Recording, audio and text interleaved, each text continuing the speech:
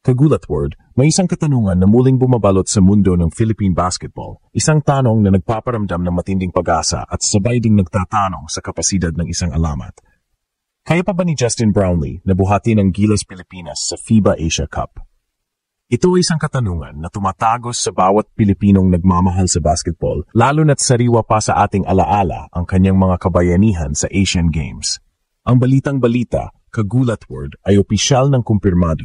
Cleared na si Justin Brownlee na maglaro para sa Gilas sa Asia Cup.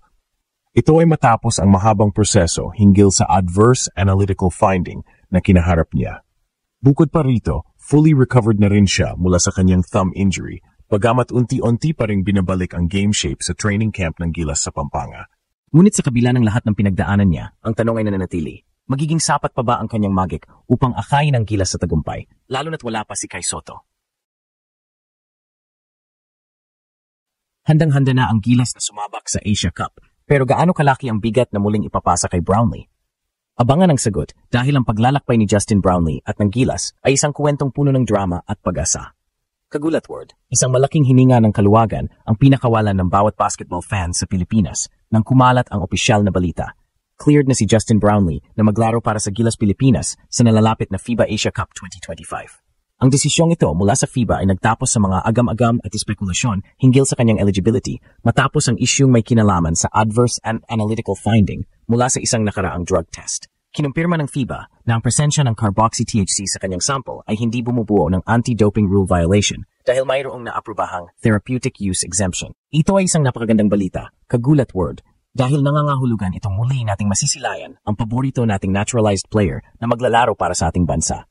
Ngunit hindi lang eligibility ang naging usap-usapan. Matatandaan na nagkaroon din si Justin Brownlee ng thumb injury sa PBA Commissioner's Cup Finals na naging dahilan ng pag-aalala ng marami.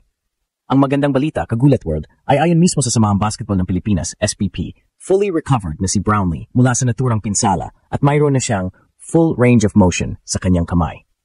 Kasalukuyan siyang abala sa pagbabalik sa kanyang game shape na puspusan niyang ginagawa sa short training camp ng Gilas sa Pampanga.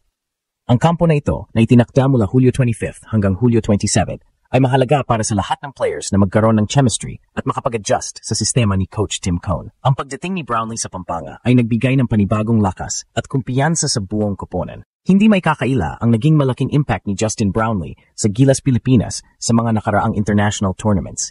Siya ang sentro ng ating makasaysayang kampanya sa 2023 Asian Games kung saan ginabayan niya ang Gilas sa gold medal, isang tagumpay na inasam natin sa loob ng 61 taon.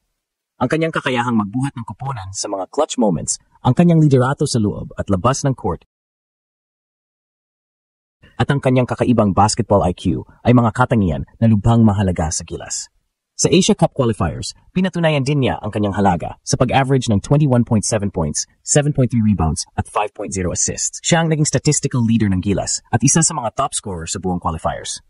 Ang tanong na, kaya pa ba ni Justin Brownlee na buhatin ang Gilas sa FIBA Asia Cup ay hindi lamang sumasalamin sa pisikal niyang kalagayan, kundi pati na rin sa bigat ng inaasahang papel niya sa koponan, lalo pat kasalukuyan pa ring wala si Kai Sotto dahil sa injury. Ang kanyang pagbabalik ay nagbigay ng panibagong pag-asa, ngunit ang tunay na test ay nasa mga darating na laban. Kagulat word, kung tatanungin natin ang mga eksperto at maging ang mga fans, walang dudang malaki ang inaasahang papel ni Justin Brownlee sa Gilas Pilipinas sa FIBA Asia Cup. Ngayong kumpirmado na ang kanyang eligibility at opisyal na rin siyang bahagi ng short training camp ng Gilas sa Pampanga, nakasentro ang atensyon sa kanya. Ngunit ang katanungang, kaya pa ba niyang buhatin ang Gilas, ay lalong bumigat dahil sa pagkawala ng isa sa ating mga pangunahing puwersa sa ilalim, si Kai Sotto, na kasalukuyan pa ring nagpapagaling mula sa injury. Ang kawalan ni Kai Sotto ay nagdudulot ng malaking espasyo sa ilalim ng basket na dati binabantayan ng 7'3" na higanting Pinoy.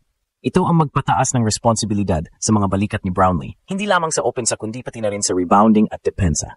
Sa kabila nito, may matinding optimismo mula sa SPP at kay Coach Tim Cone. Pinatunayan na ni Brownlee ang kanyang kakayahang mag-adapt at mag-excel sa iba't ibang roles.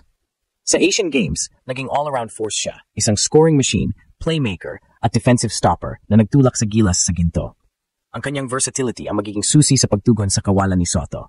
Sa training camp sa Pampanga, bukod sa pagbabalik ng kanyang game shape, mahalaga ang paghubog ng chemistry ni Brownlee sa mga bagong kasama niya. Sa pagkukumpleto ng lineup sa pagdating ni June Mar Fajardo, CJ Perez at Calvin Oftana mula sa PBA Finals, magkakaroon si Coach Cone ng kumpletong arsenal.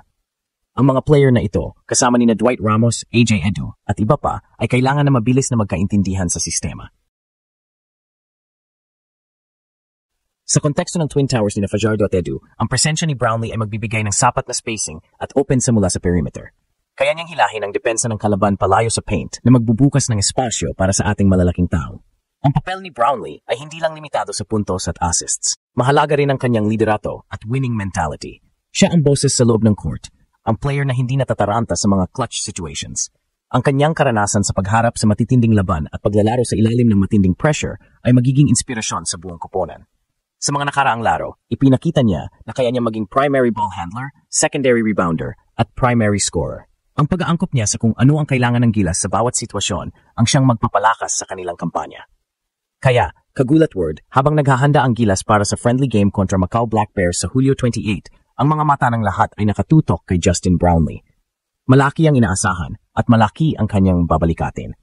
Ngunit kung may isang player na kayang tumugon sa ganitong pressure at gumawa ng imposible, si Justin Brownlee na yon. Kagulat word, papalapit na ang FIBA Asia Cup 2025 at ang bawat Pilipinong basketball fan ay may matinding mag-aasa na muling magpakitang gilas ang ating pambansang koponan.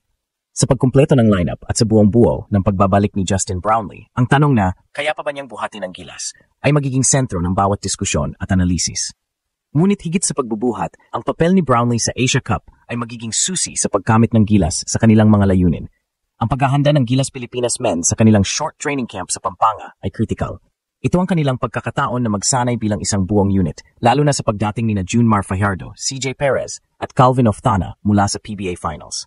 Sa maikling panahon na ito, kailangan nilang i-perfect ang kanilang sistema, pagandahin ang chemistry, at ihanda ang kanilang sarili para sa matitinding laban sa Jeddah, Saudi Arabia.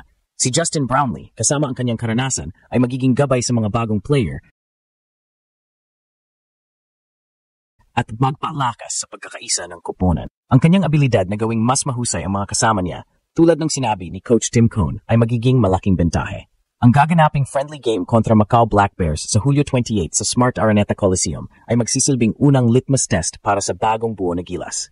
Dito masusubukan kung paano magpiperform si Brownlee at ang buong koponan sa isang game setting.